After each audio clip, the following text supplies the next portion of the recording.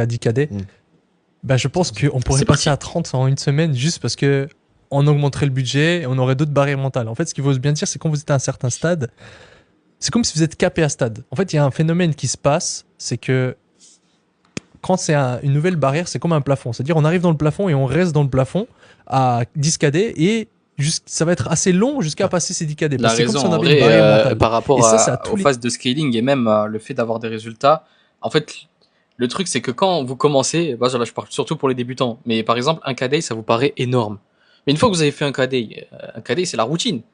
Après, vous allez faire 2K. 2K, ça va être la routine. 3K, la routine, et on s'habitue très vite à avoir des chiffres comme ça. Et le truc, c'est que c'est pareil pour les 10K. À un moment donné, quand vous allez faire vos premiers 10K, vous allez dire, bon, bah, on a fait 10K aujourd'hui. Ouais, bah, il y a plus rien, ça y est, c'est fait. Donc ça, c'est vrai, et c'est surtout, en fait, le fait, voilà, d'avoir certaines croyances. Et ce qu'ils expliquent, c'est qu'il y en a certains qui scalent pas par rapport à la croyance, et ça, c'est complètement vrai. Il y a des Américains, eux, c'est 100K. 100K, c'est l'équivalent à nous, la sensation qu'on a quand on fait du 20K par exemple. Bon, on continue, c'est super intéressant ce podcast. Matteo les gars Pellegrini. qui C'est comme ça, stagnent, on l'a vu dans nos entourages, à 2 millions par année de bénéfices. Et ils stagnent. Mais c'est juste une barrière mentale, c'est juste un plafond. Et en fait, ce qu'il faut bien se comprendre, c'est qu'il y a ce plafond-là, et il faut juste le faire sauter, en fait. Et le meilleur moyen pour faire sauter, c'est simplement de s'entourer de personnes qui font bien au-dessus.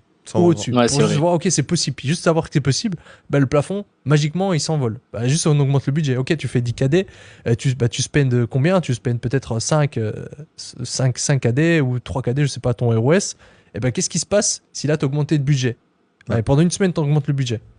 Bon, après, il y a des manières quand même d'augmenter le budget. On le voyait, en fait, Meta même, ils ont fait des communiqués et ils disaient que voilà, si on ne spend pas 3 KD en ad spend par jour, on est des tout petits joueurs.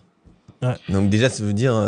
en vrai, 3 KD de spend par jour, oui, c'est clairement, quand on regarde sur le marché en global, 3 KD, c'est pas grand chose, hein. Il y en a qui dépensent, entre 10 et 20 KD de manière assez constante, et c'est pas des très très grosses sociétés entre guillemets. Ça veut dire que les grosses sociétés, j'imagine même pas, par exemple du iSmile, du Oracle, du Levis qui font aussi de la publicité. J'imagine même pas les dépenses publicitaires qu'ils doivent avoir en daily quand ils font des opérations. Ça doit être énorme.